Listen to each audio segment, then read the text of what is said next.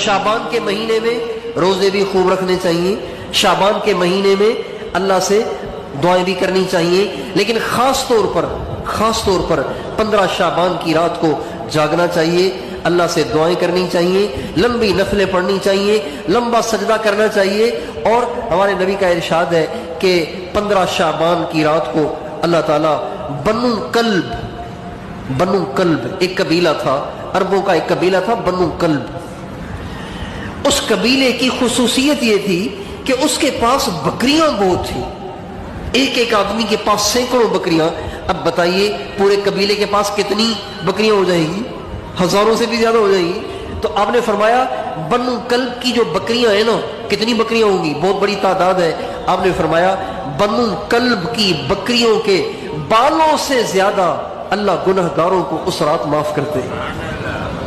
بنو کلب کی بکریاں لا تعداد، پھر ان کے بال کتنے ہوں گے؟ ایک بکری کے بال کوئی گن سکتا ہے؟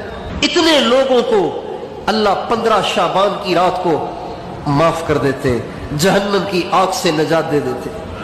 اور ایک روایت میں یہ بھی آتا ہے، آپ نے السلام نے فرمایا اللہ 15 شعبان کی رات کو پہاڑوں کے وزن سے زیادہ، درختوں کے پتوں سے زیادہ، ریت کے ذروں سے زیادہ اللہ تعالیٰ 15 شعبان کو گنہگاروں کو معاف کرتے ہیں۔ یعنی تعداد کوئی حد ہی نہیں ہے ان گنہگاروں کی جن کو اللہ 15 شعبان کو معاف فرماتے ہیں۔ اس لیے 15 شعبان کی رات کو گنہگاروں کو غنیمت سمجھنا چاہیے، گنہگاروں کو غنیمت سمجھنا